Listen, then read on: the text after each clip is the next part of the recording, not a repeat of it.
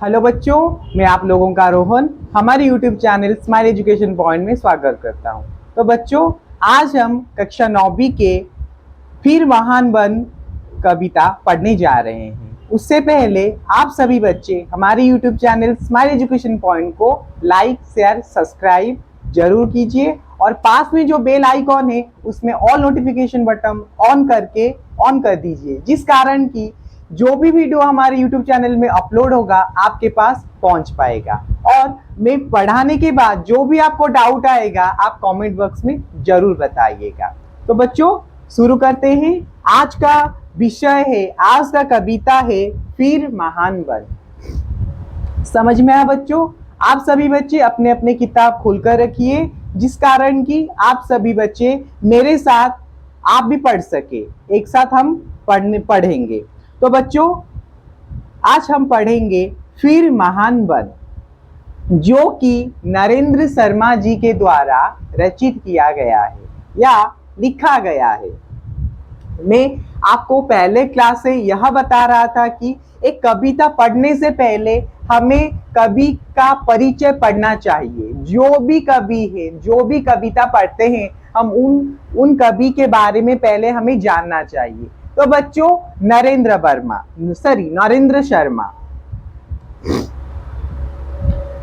शर्मा जी के कवि परिचय पढ़ेंगे। मतलब नरेंद्र शर्मा जी का जन्म कहाँ हुआ था, वो क्या कर रहे थे, वो लिखना कैसे शुरू किए, वो हम इस विषय में कवि परिचय में पढ़ेंगे। तो फिर महान बन मतलब अच्छा, महान यानी महान का अर्थ बताया गया है श्रेष्ठ। हमें फिर एक और बार श्रेष्ठ बनना है। तो पहले हमें पढ़ने से पहले टाइटल को समझना है। टाइटल यानी हमारे जो विषय है, जो कवि नरेंद्र शर्मा जी का जो टाइटल है, जो विषय है, वही पढ़ेंगे। उसे समझ जाएंगे तो हम कविता को धीरे धीरे करके अच्छे तरह से समझ पाएंगे। तो नरेंद्र शर्मा, उनका कवि परिचय। नरेंद्र शर्मा का जन्म सन 1913 ईस्वी को उत्तर प्रदेश के बुलंदशहर जनपद के जहांगीरपुर नामक गांव में हुआ। तो बच्चों, हमारे जो कवि है, कवि कौन है?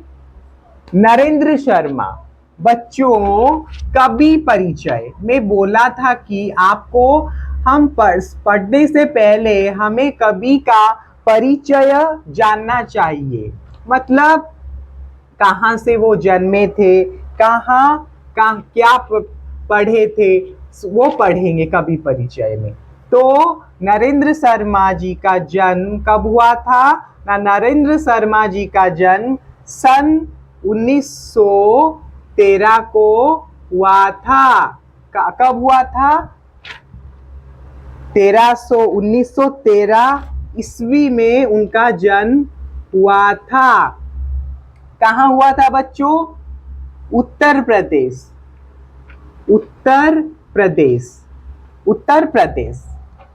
जो हम बोलते हैं उत्तर प्रदेश, वो मैं शॉर्ट में लिखा हूं उत्तर प्रदेश के कहां पर? ना उत्तर प्रदेश के बुलंदशहर में।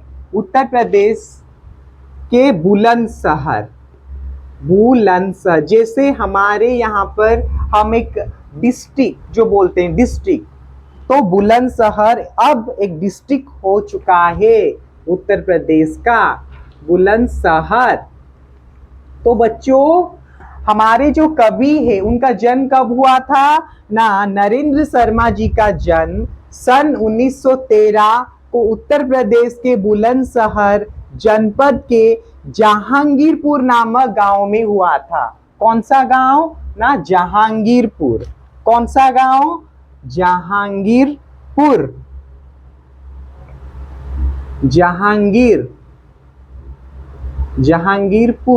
उनका गांव का नाम क्या था? उत्तर प्रदेश के एक छोटे से गांव जहांगीरपुर में उनका जन्म हुआ था समझ में आया बच्चों ना। हमारे जो कवि है नरेंद्र शर्मा जी, उनका जन्म 1913 ईस्वी में उत्तर प्रदेश के बुलंदशहर के एक छोटे से गांव, कहां पर ना, जहांगीरपुर में हुआ था उनका जन्म।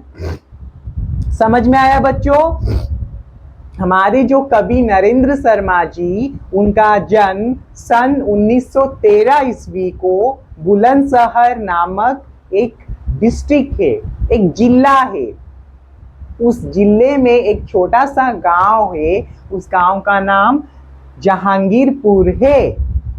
समझ में आया बच्चों। तो उनका जन्म बुलंदशहर जनपद के जहांगीरपुर नामक गांव में हुआ। सन 1936 ईस्वी में इलाहाबाद विश्वविद्यालय से एमए पास किया। तो उस समय में, ये किस समय की बात बता रहे हैं, 1936, जब हमारा जो देश भारत था उस वक्त स्वाधीन नहीं हुआ था, यानी इंडिपेंडेंस गेन नहीं किया था हमारा भारत 1947 में। समझ में आया बच्चों। हमारा देश 1947 में स्वाधीन हुआ था, मतलब आजादी मिला था भारत को। तो उससे पहले 1936 में उन्होंने एमए की डिग्री हासिल की। कहाँ पर ना, इलाहाबाद विश्वविद्यालय से। मैं ये नहीं लिखूंगा क्योंकि हमें सबसे पहले कवि का जन्म या इतना ही याद रखना है। यह बहुत इंपॉर्टेंट होता है, बहुत महत्वपूर्ण होता है। जब हम कवि के परिचय पढ़ते हैं या कवियत्री के परिचय पढ़ते हैं, सबसे पहले जन्म और मृत्यु, यह दोनों बहुत ही महत्वपूर्ण होता है। और उसमें जो पॉइंट्स आते हैं वो हम याद करते हैं, मतलब इतना इम्पोर्टेंट नहीं होता। सिर्फ हमारा जन्मे कब थे और उनका देहांत कब हुआ था, यह दो बहुत ही महत्वपूर्ण चीज है एक कवि के बारे में जानने के लिए। तो नरेंद्र शर्मा जी का जन्म 1913 ईस्वी को उत्तर प्रदेश के बुलंदशहर जनपद के जहांगीरपुर नामक गांव में हुआ। सन 1936 ईस्वी में इलाहाबाद विश्वविद्यालय से एमए पास किया। एमए का मतलब है मास्टर्स करना, स्नातक। समझ में आया। स्नातकोत्तर हिंदी में उसे स्नातकोत्तर कहते हैं। तो उन्होंने, जो हम कहते हैं मास्टर्स व पीजी जो हम बोलते हैं, पोस्ट ग्रेजुएशन, तो उन्होंने 1936 ईस्वी में इलाहाबाद के विश्वविद्यालय से एमए की डिग्री हासिल की। और हम बोल सकते हैं वो एमए पास किए। साहित्य सृजन के प्रति उनकी पहले से ही रुचि थी। उनका जो रुचि पहले से ही साहित्य में था, जो हम लिटरेचर बोलते हैं, उनका रुचि मतलब उनका इच्छा, आकांक्षा कहाँ पर था, साहित्य पर था। साहित्य में कुछ करने के लिए उनका जी था, मतलब वो चाहते थे कि वो साहित्य के क्षेत्र में कुछ करे। तो उनका रुचि साहित्य के क्षेत्र में बचपन से ही था कि साहित्य के क्षेत्र में कुछ करना है। छात्र जीवन में ही भूल झूल तथा कर्णफूल प्रकाशित हुए। वो छात्र जीवन में, बाल अवस्था में या छात्र अवस्था में, छात्र यानी जब वो पढ़ना शुरू कर दिए थे, 9वीं 10वीं या 8वीं, वो छात्र जीवन से ही लिखना शुरू कर दिए थे। समझ में आया बच्चों। जब वो छोटे थे, जब पढ़ रहे थे, उसी समय से ही वो उन्होंने लिखना शुरू कर दिया। जैसे उनके 2 रचनाएं हैं, एक भूल झूल तथा कर्णफूल, ये 2 प्रकाशित हुए उस समय में जब हमारे नरेंद्र शर्मा जी छात्र अवस्था में थे, मतलब पढ़ रहे थे। उस समय 2 हम बोल सकते हैं प्रकाशन प्रकाशित हुआ। क्या थे वो ना, भूल झूल तथा कर्णफूल। फिर उन्होंने स्वतंत्रता संग्राम में भाग लिया। हम जानते हैं कि हमारा देश 1947 में स्वाधीन हुआ। या आजादी पाया। तो हमारे जो 1936 थे, हमारा सिपाही विद्रोह कब हुआ? 1897 सतासी नहीं 1857 को हमारा जो सिपाही विद्रोह था 1857 में शुरू हो गया था। तो ये 1936 की बात बोल रहे हैं। तो 1936 में हमारा जो देश के लोग थे, हमारे से स्वतंत्रता सेनानी थे, उन्होंने हमारे आजादी के लिए बहुत सारी संघर्ष करने लगे। उस समय यह भी स्वतंत्रता संग्राम में भाग लिया। किन्होंने? कौन? मतलब हमारे नरेंद्र शर्मा जी जेल गए। हम जानते थे कि जो ब्रिटिश शासन था, ईस्ट इंडिया कंपनी का जो शासन चल रहा था उस समय बहुत ही क्रूर शासन था वो। तो जब वो स्वतंत्रता संग्राम में भाग लिए थे तो उनको भी जेल भेजा गया था। कुछ दिनों तक अध्यापक हुए। तो जेल से आकर वो कुछ दिन अध्ययन शुरू कर दिए। मतलब अध्यापक अध्ययन करना शुरू कर दिए। जो पढ़ाता है उसे अध्यापक कहते हैं, जो जिस विषय में पढ़ाता है उसे अध्ययन कहते हैं। तो उन्होंने अपना अध्यापक यानी अध्ययन शुरू कर दिया, बच्चों को पढ़ाने लगे, जो हम शिक्षक बोलते हैं। फिर सिनेमा के लिए गीत लिखे। फिर उसके बाद अध्ययन के बाद उन्होंने सिनेमा में भी लिखना शुरू कर दिया। बाद में मुंबई आकाशवाणी केंद्र में नियुक्त हुए। हम जानते कि उस समय हमारा इतना टेलीविजन टीवी नहीं था, स्मार्टफोन नहीं था, तकनीकी विकास नहीं हुआ था, जानते हैं हम। तो उस समय उन्होंने मुंबई आकाशवाणी केंद्र में नियुक्त हुए। समझ में आया? 1988 में उनका देहांत हो गया। किसका देहांत हो गया ना? उनका देहांत। ये वाला मैं बोला था कि हमें जब हम किसी कवि के बारे में पढ़ते हैं तो उनका जन्म और देहांत हमें याद रखना है। समझ में? उनका देहांत कब हुआ ना? 1988। कब हुआ उनका देहांत ना? उनका देहांत 1988 को हुआ। 1988, हाँ ठीक। हाँ, उनका जन्म हुआ था 1913 ईस्वी उत्तर प्रदेश बुलंदशहर के जहांगीरपुर में हुआ। लेकिन उनका जो देहांत हुआ वो 1988 में हुआ। जन्म हुआ था 1913 में, उनका मृत्यु यानी उनका जो देहांत यानी वो कब मरे थे, किस साल मरे थे ना? 1913 को उनका देहांत हो गया। समझ में आया बच्चों? प्रमुख कविता संकलन, उन्होंने बहुत सारी कविता लिखे हैं, जैसे प्रभाती फेरी, प्रभासी के गीत, प्रीति कथा, कामिनी, अग्निशस्य, कदलीबन, प्यासा निर्झर, उत्तर जय, बहुत रात गए आदि। यह सब उनके रचनाएं हैं, उनके प्रमुख कविता संकलन है। जैसे प्रभाती फेरी, प्रभात के गीत, प्रीति कथा, कामिनी, अग्निशस्य, कदलीबन, प्यासा निर्झर, उत्तर जय, बहुत रात गए आदि। यह सारे उनके प्रमुख रचनाएं हैं जो नरेंद्र शर्मा जी के द्वारा रचित किए गए थे। नरेंद्र शर्मा की कविता में मानव प्रेम, मतलब उनके कविता में मानव को कैसे, मानव यानी इंसान को, मतलब इंसान का प्रेम झलकता है।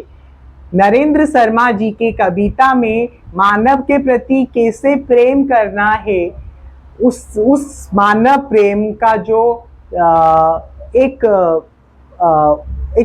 हम बोल सकते हैं मानव प्रेमी का उदाहरण, या मानव प्रेमी उनके कविता में भी झलकता है। मानव प्रेमी का अर्थ है लोगों को प्यार करना, प्रकृति सौंदर्य के सरल और सजीव चित्र मिलते हैं। प्रकृति सौंदर्य मतलब या जो प्रकृति के प्रति, प्रकृति यानी जो नेचर हम बोलते हैं इंग्लिश में, प्रकृति के सौंदर्य को भी, सुंदरता को भी, सौंदर्य यानी सुंदरता, प्रकृति के सुंदरता को भी उन्होंने अपने कविता के माध्यम से दर्शाया है। उनके कविता में भी झलसता है। प्रकृति को प्रकृति सौंदर्य को सरल और सजीव चित्र लिखते हैं और मिलते हैं। वो बहुत सरल और सहज भाषा में प्रकृति को वर्णना करते हैं, उनके कविता में भी मिलता है। जड़ वस्तुएं में मानवीय चेतना, करुणा भी भावधारा बहती है। उनके जो रचनाएं हैं उनमें मानवीय चेतना, एक मनुष्य को किस तरह चिंता करना चाहिए, किस तरह अच्छे तरह से एक विषय पर कुछ अच्छा टिप्पणी, उसी मानवीय चेतना को भी वो दर्शाते थे। करुणा की भावधारा बहती है। उनकी जो लिखनी है उसमें हमें बहुत भाव मिलते हैं। भाव को किस तरह प्रकट किया जाए उनके कविता में झलसता है। समझ में आया बच्चों?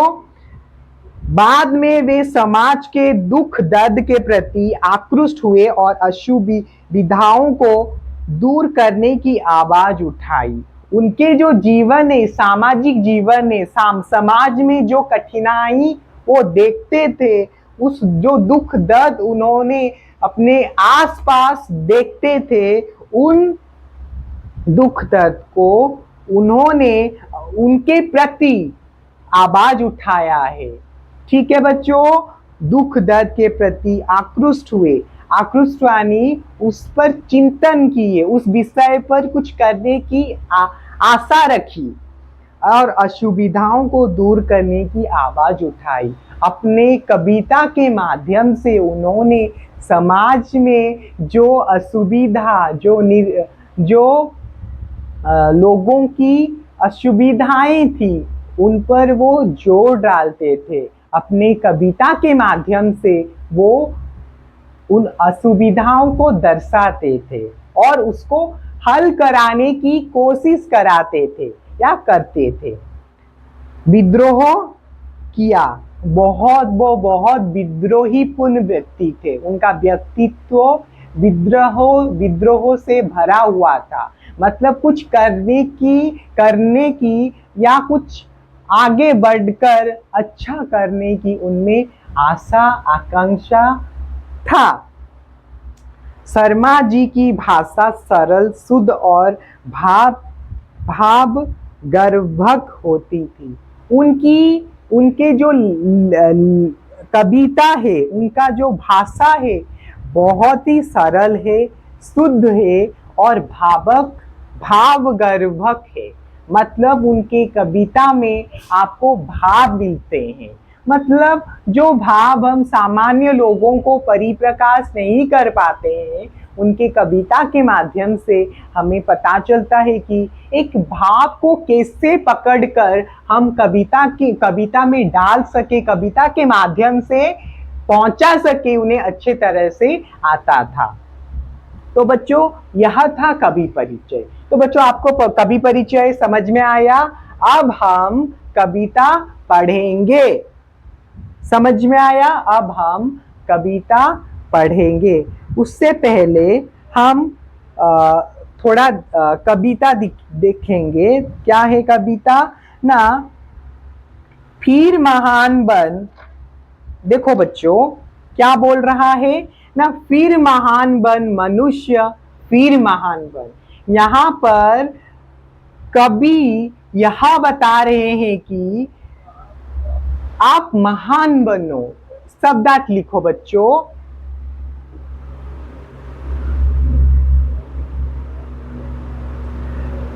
यहाँ पर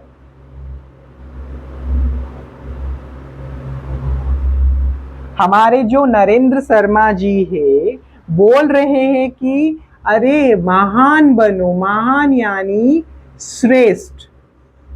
महान यानी क्या? महान यानी श्रेष्ठ। श्रेष्ठ बनो।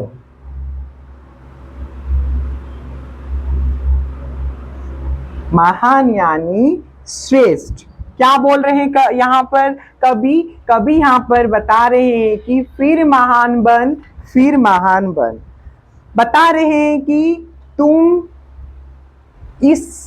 इस पृथ्वी में एक मनुष्य के रूप में भगवान आपको इसलिए जन्मे हैं, इसलिए जन्म दिए हैं कि आप इस मानवीय परिवेश में, आप इस पृथ्वी में, भूमंडल में आप महान यानी श्रेष्ठ बनो। फिर महान बन मनुष्य, फिर महान बन। तू महान है, तू एक मनुष्य जीवन पाकर महान बना था, फिर महान बन। आज के जो जीवन दैनिक कर्म है, हमारे जो जीवन में जो हम कर रहे हैं काम, हम उस काम को इतने अच्छे तरह से नहीं कर पा रहे हैं, इसीलिए हम अपने कर्तव्य को भूल गए हैं। हमें किस तरह एक कर्तव्य, हम एक स्टूडेंट, एक छात्र के रूप में हम अब है, तो हम एक छात्र का क्या कर्तव्य, एक छात्रा का क्या कर्तव्य है, हमें उसे जानना चाहिए, पहचानना चाहिए, उसे अच्छे तरह से हमारे जो छात्र जीवन की सार्थकता है उसे किस तरह संपूर्ण करना है। जो वो जिस जीवन हो, छात्र जीवन हो, एक ऑफिसर का जीवन हो, एक पॉलिटिशियन, राजनेता का कर्तव्य हो, एक अभिनेता का कर्तव्य, एक छोटा बच्चा का कर्तव्य हो, या एक माँ बाप का कर्तव्य हो, जो भी स्थान पर रहे, जो भी पोजीशन में रहे, आप अपना कर्तव्य आज के समाज के प्रति एक आलोक स्रोत, एक आलोक दिखा रहे हैं कि एक अच्छा बात बता रहे हैं कि आज का जो मनुष्य है वो अपना कर्तव्य भूल गया है।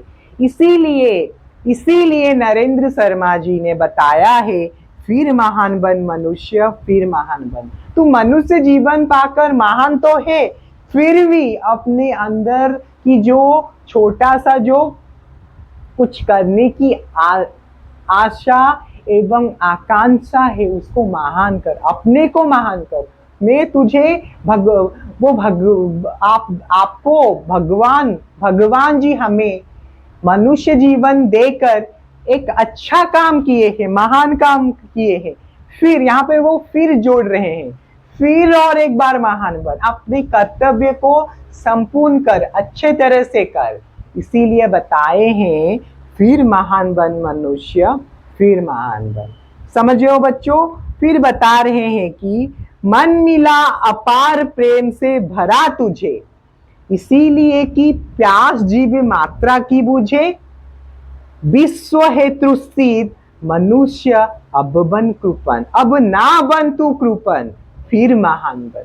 तो यहाँ पर क्या बताया गया है? मन मिला अपार प्रेम से भरा तुझे। अपार का अर्थ लिखो बच्चों, अपार।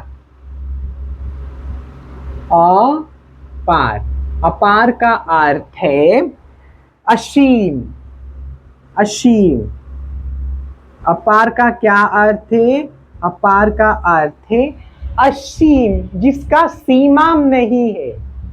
आप समुद्र देखे हो बच्चों, जिसका आपको सीमा, आपका घर का सीमा आपको पता है नहीं, हमारा घर इतने स्क्वायर फीट में 1400 स्क्वायर फीट का है कि 1500 स्क्वायर फीट का है, हमें मालूम है हमारा घर का स्क्वायर फीट कितना है। लेकिन समुद्र का जो वो हम अपने आंखों से नहीं उसका सीमा माप सकते। ठीक है बच्चों, उसी तरह बता रहे हैं अपार का अर्थ है असीम, जिसका सीमा ना हो, जिसे हम आंखों से गिन नहीं सकते, आंखों से गिन नहीं। हम जब समुद्र को देखते हैं तो क्या हम जान सकते समुद्र कितने तक उसका जो लंबाई है गया है? नहीं जान सकते। उसी तरह हम कवि नरेंद्र शर्मा जी बता रहे हैं कि मन मिला अपार प्रेम से भरा तुझे, तेरा मन अपार प्रेम से भरा है, बहुत सारे प्रेम है तेरे अंदर, इसीलिए मन मिला अपार प्रेम से भरा तुझे। इसका अर्थ ये है कि तेरा मन जो है मैंने भगवान जी ने अपार प्रेम से भरा है, बहुत सारे प्रेम से भरा है, लेकिन आज वह अपना कर्तव्य भूल गया है। तुझे अपार प्रेम दिया गया है इसीलिए कि प्यास जीवी मात्रा की बूझे। प्यास, प्यास का अर्थ लिखो बच्चों।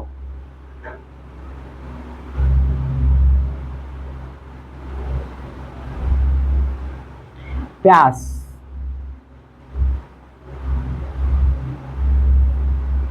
प्यास का अर्थ है तृष्णा।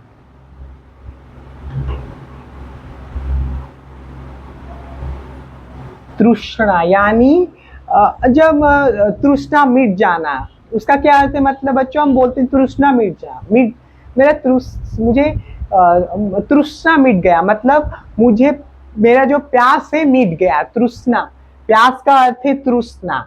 समझ में आया बच्चों? तो यहाँ पर बताया गया है कि मनुष्य अमृत की संतान है, या जो मनुष्य है वो अमृत से भरा।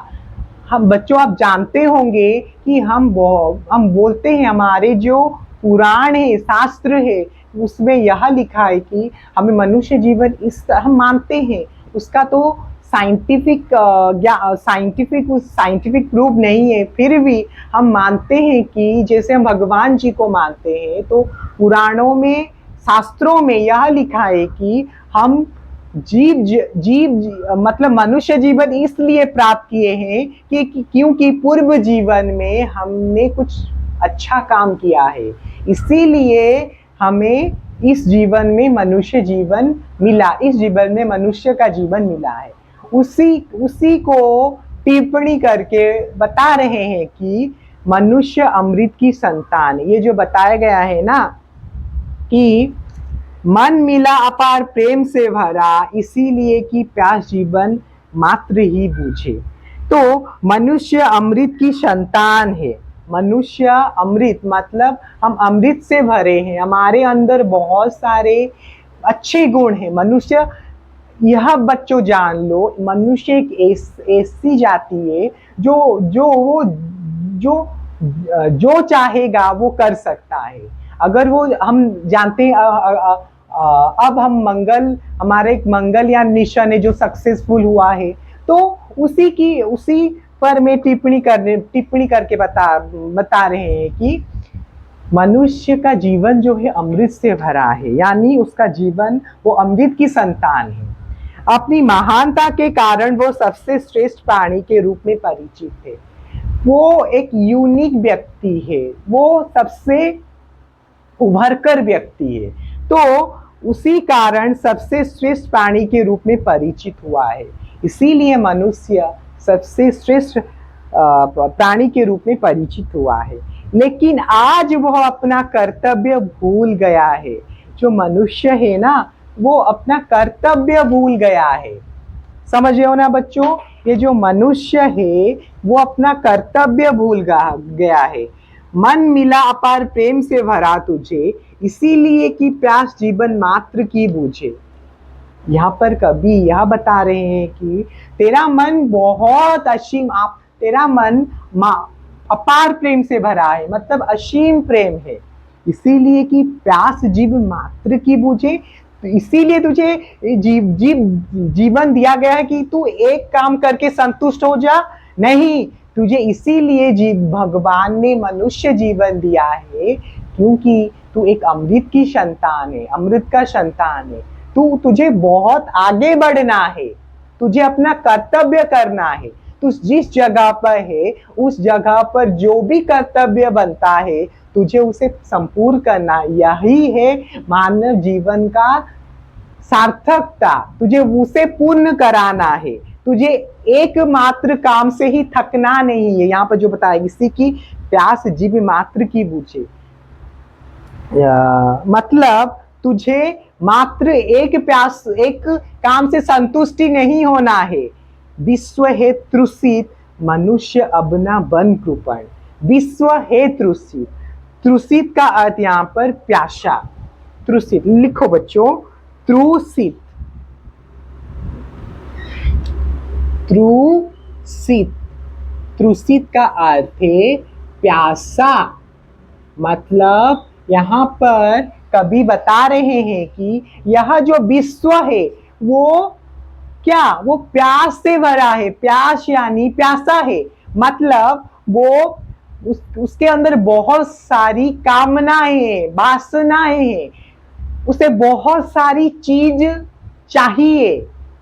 हम जानते हैं कि हम अर्थशास्त्र में यह पढ़ते हैं कि मानव का, मनुष्य का जो आशा है, आकांक्षा है, वो असीमित है, उसका सीमा नहीं है। हम बोलते हैं कि ह्यूमन वांट्स आर अनलिमिटेड। इसका मतलब यह है कि ये जो मनुष्य का जो चाह है वो बहुत है।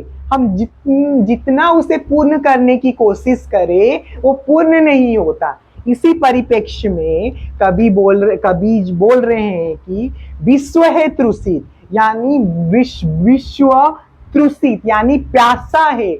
हम जानते हैं कि अब एक आदमी को जितना चीज दो, जितना भी चीज भर दो, उसका मन शांति नहीं होगा। ठीक है, मरने तक यह याद रखो बच्चों, हम मनुष्य जाति में जन्मे हैं। हमें जितना चीज दो, जितना पैसा दो, जितना धन दौलत दो, हम उस चीज से संतुष्टि नहीं होंगे। उसी परिप्रेक्ष्य में बता रहे हैं कि ये जो दुनिया है, जो जिस दुनिया में हम रह रहे हैं, उसमें रहने वाले व्यक्ति प्यास से भरे हैं। उनको चाहिए, बहुत सारे चीज चाहिए। विश्व है तृषित, मनुष्य अब ना बन कृपण। कृपण का अर्थ लिखो बच्चों, कृपण का अर्थ है कंजूस।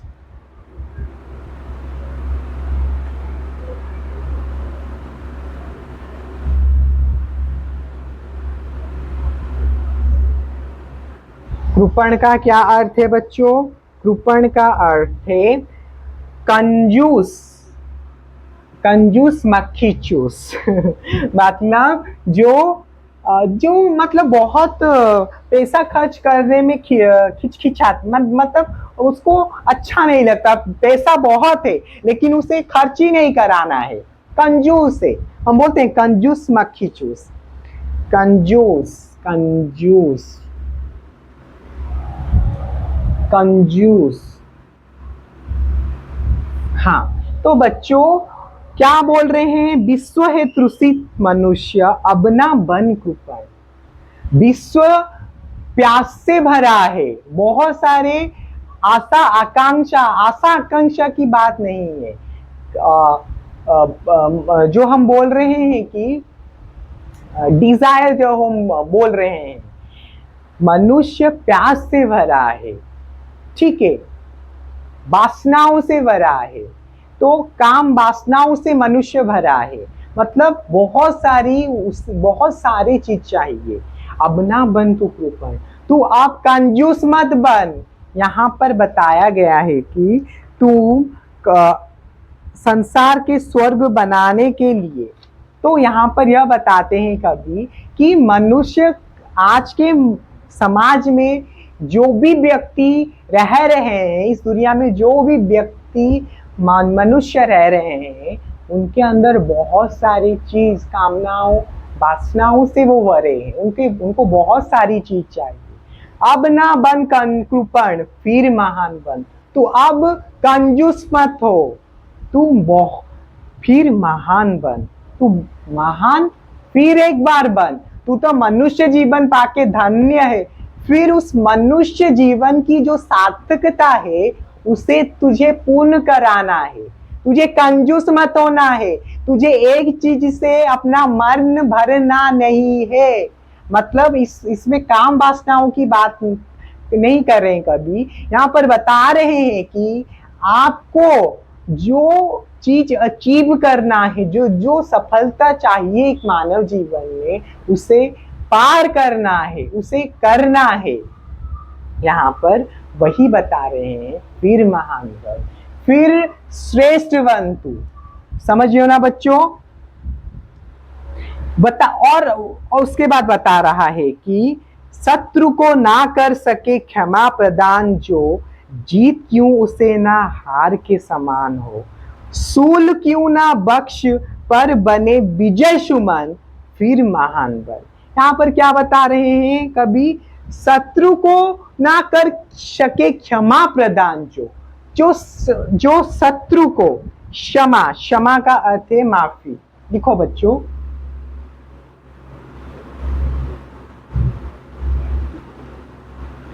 क्षमा का अर्थ है माफी, यानी माफ कर देना, माफी, माफी यानी माफ कर देना, क्षमा, जीव मात्र। तो बच्चों यहाँ पर यह बताया गया है कि शत्रु को ना कर सके क्षमा प्रदान, जो शत्रु को क्षमा ना कर पाए, जो व्यक्ति, जो मनुष्य अपने शत्रु, बच्चों ये याद रखना, आपको जो लोग जितना जलील करे, जो भी करे आपके साथ, बदसलूकी की बात, यहाँ बदसलूकी की बात नहीं बताया गया है। यहाँ आपको अपमान जितना जो भी करे, आपका शत्रु जितना भी हो, आपको उसे क्षमा कर देनी चाहिए।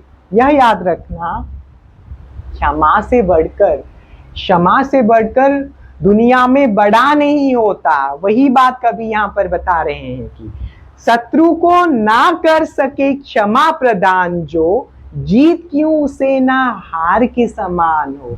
जो शत्रु को क्षमा प्रदान ना कर सके, वो कैसे एक मनुष्य है, वो मनुष्य जाति में नहीं जाता। यह बात याद रखना, आप अपने दुश्मन को क्षमा कर दो, वो ऊपर वाला, मैं हर वक्त बोल रहा हूँ, ऊपर वाला सब दिख रहा है। हम जो भी कर्म कर रहे हैं वो अपने आप में रिपीट होगा। वही बात बता रहे हैं कि शत्रु को ना कर सके क्षमा प्रदान, जो जीत क्यों उसे ना हार के समान हो। वो जीते क्यों ही, उसे हार के समान ही होता है। क्षमा जो शब्द है, वो अगर किसको किया जाए तो वो जीत के समान हो जाता है। अगर आप क्यों ना हार जाए, लेकिन आप अगर किसको क्षमा कर देते हो तो वो जीत के समान परिवर्तित हो जाता है। अगर आप मनुष्य जाति में जन्मे हो, अगर आप क्षमा करना सीख जाओगे तो आप हर क्षेत्र में अपना झंडा लहरा पाओगे, यानी हर क्षेत्र में आप अपना जीत पक्के कर पाओगे।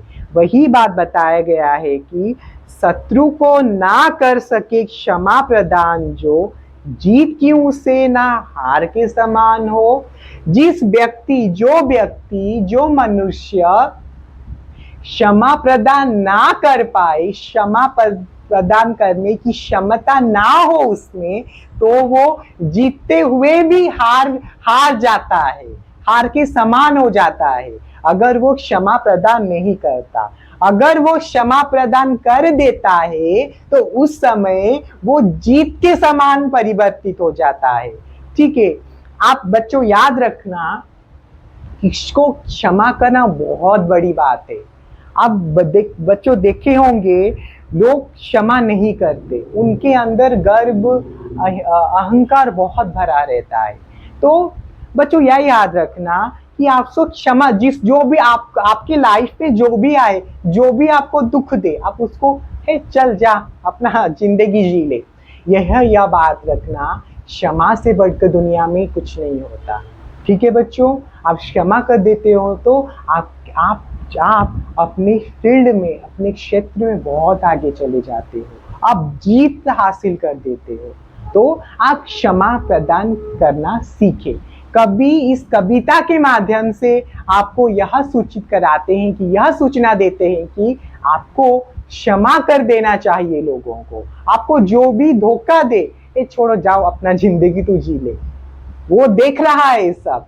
आप उसको जो क्षमा कर दिए, वो आपका वो पहचान है कि आप जीत के समान है। क्षमा यहाँ पर जीत के समान होता है। अगर आप क्षमा नहीं करते तो वो जीतते हुए भी आप हार के समान हो जाते हैं, आप हार जाते हैं। क्षमा एक ऐसी बड़ी चीज है। सूल क्यों ना बख्श पर बने विजय सुमन। सूल यहाँ पर यह बताया गया है कि अगर आप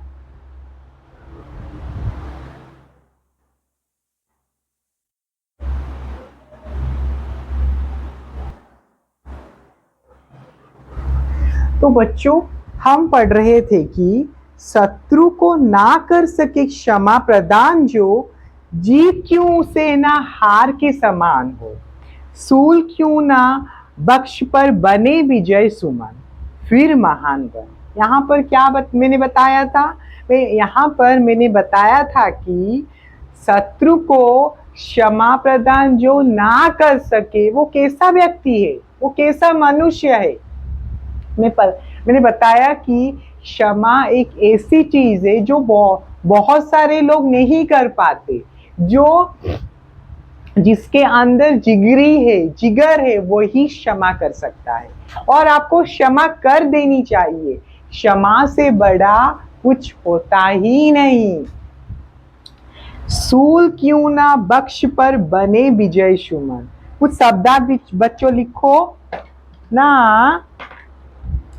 जीत, जीव मात्र का अर्थ है प्राणी मात्र, जीव मात्र।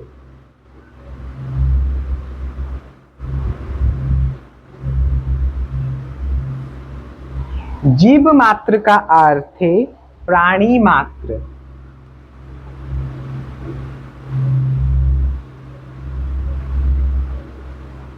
प्राणी मात्र। और जीत जानते हो, जीत का अर्थ है विजय।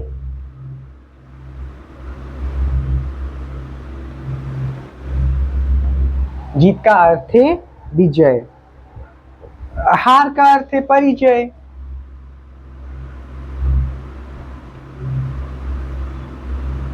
हार का अर्थ है परिचय व पराजित।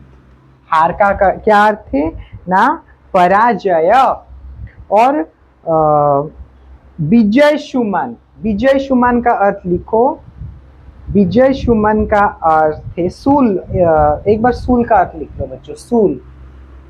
सूल का अर्थ है कांटा, कांटा और पीड़ा।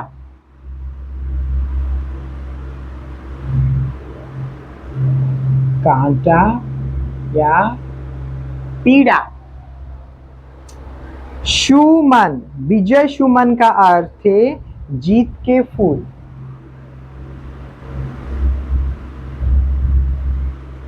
विजय सुमन, विजय सुमन का अर्थ है जीत के फूल।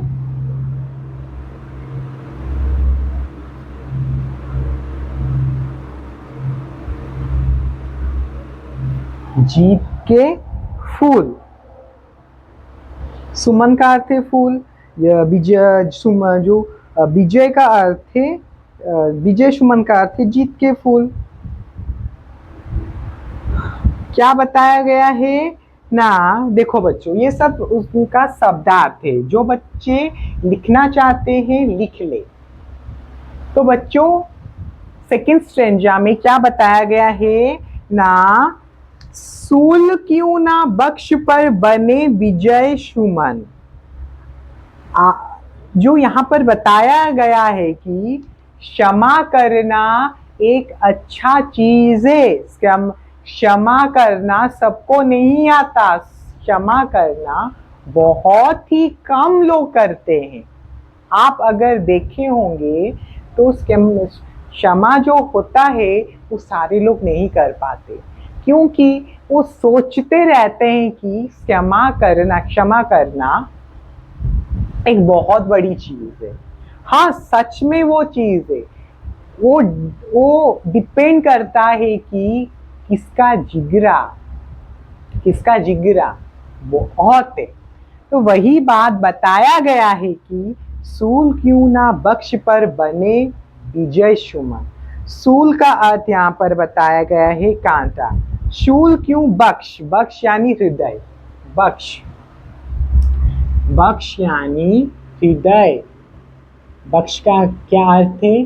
हृदय, बख्श का अर्थ क्या है? हृदय।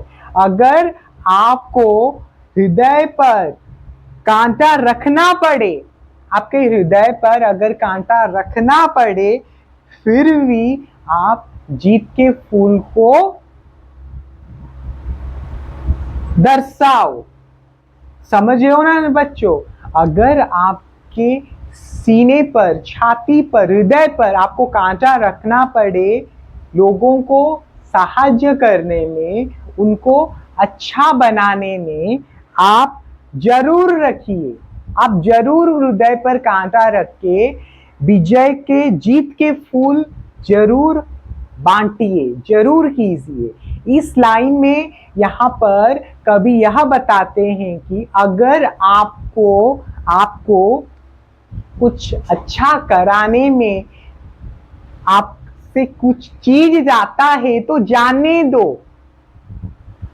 यदि आपको एक अच्छा काम करने में, अच्छा चीज में इन्वॉल्व होने से आपकी कोई भी चीज चला जाता है, जैसे धन हो, दौलत हो, चला जाता है, फिर भी आप अच्छा परिणाम का कारण बने, उसे पूर्ण करे, वही बात बताया गया है।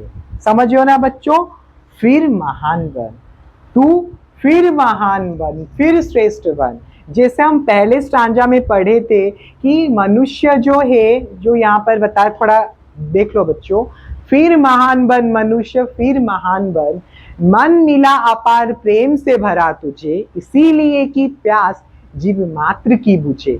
विश्व है तृषित मनुष्य, अब ना बन कृपण, फिर महान बन। इस लाइन में मैंने क्या बताया था? इन पंक्तियों में मैं यह बताया था कि आपको महान बनना चाहिए, क्योंकि आज के जो समाज के जो लोग हैं वो बहुत दुख कष्ट से भरे हैं। उनको आप साहाय्य, जो प्यासा है यानी वो बेसिक चीज से वंचित थे, जो उनको जीने के लिए चाहिए, वो उन चीजों से वंचित है। आप देखे होंगे बच्चों, लोग अभी भी 3 वक्त का खाना पाने के लिए तरसते हैं। उसी परिप्रेक्ष्य में, उसी चीजों में कभी दर्शाते हैं कि उसी चीज को थोड़ा खींच कर बताते हैं कि आपको किसी अच्छे चीज का, किसी अच्छे परिणाम का कारण बनना चाहिए। आप लोग यहाँ पर विश्व में तृषित, विश्व में बहुत सारे लोग दुष्ट कष्ट से भरे हैं। मनुष्य अब ना कृपण बन, तू कठोर मत बन, उन लोगों, तू कंजूस मत बन। अगर तू एक अच्छे परिवार में जन्म लेता है, तू गरीबों को सहायता कर। वो बहुत सारी चीजों से वंचित है। जो लोग बहुत सारी चीजों से वंचित है, उन लोगों को सहायता कर, ये जीवन और अपने आप को महान कर। इसीलिए इस कविता का नाम फिर महान बन रखा गया है। समझ में आया बच्चों? पहले स्टांजा, सेकंड स्टांजा। आपके सेकंड स्टांजा में ये बताया गया है कि आपके हृदय पर अगर कांटा रखना पड़े, फिर भी एक अच्छे परिणाम का कारण जरूर बनिए, जरूर एक अच्छा काम करिए, लोगों की सहायता करिए। आज जो लोग दुख कष्ट से जूझ रहे हैं, दुख कष्ट के परिस्थिति से लड़ रहे हैं, उनको सहायता करो। अगर आपके छाती पर कांटा रखना का अर्थ है अगर आपको कष्ट भी हो तो आप उनको सहायता करो, लोगों के दुख दर्द को कम करो। दुष्ट हार मानते ना दुष्ट नेम से, पाप से घृणा महान है ना प्रेम से, दर्प शक्ति पर सदैव गर्व करना मन, फिर महान बन। क्या बताया गया है? दुष्ट हार मानते ना दुष्ट नेम से। तो दुष्ट यानी जो बदमाश होता है, जो अच्छा आदमी नहीं होता है। दुष्ट हार मानते ना दुष्ट नेम से। नेम का अर्थ लिखो बच्चों, नेम।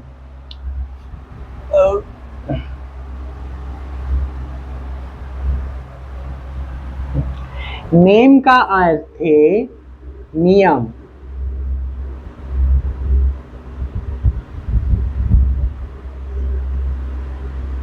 नेम का क्या अर्थ है बच्चों? नेम का अर्थ है नियम। दुष्ट हार मानते ना दुष्ट नेम से, दुष्ट नेम से। तो यहाँ पर यह बताया गया है कि दुष्ट वही व्यक्ति होता है, बदमाश व्यक्ति वही होता है जो नियमों का पालन ना करता हो, ना दुष्ट नेम से, नियम से। हाँ, दुष्ट हार मानते ना दुष्ट नेम से। यहाँ पर यह बताया गया है कि जो दुष्ट होता है वो नियम नहीं मानता। दुष्ट हार मानते ना दुष्ट नेम से। यहाँ पर यह बताया गया है कि दुष्ट हार मानते, दुष्ट जो होते हैं वो हार मान जाते हैं। जो दुष्ट व्यक्ति होता है वो हार मान जाते हैं, वो नियमों से हार नहीं मानते, वो अपने दुष्ट नेम से दुष्ट हार मानते हैं। जो व्यक्ति हार मान जाता है वही दुष्ट कहलाता है, वही बदमाश कहलाता है।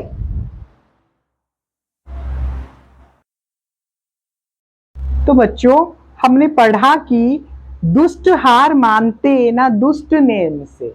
जो व्यक्ति नियम नहीं मानते हैं, नियम की पालन नहीं करते, यानी जो अच्छे आदमी नहीं होते हैं, वो कभी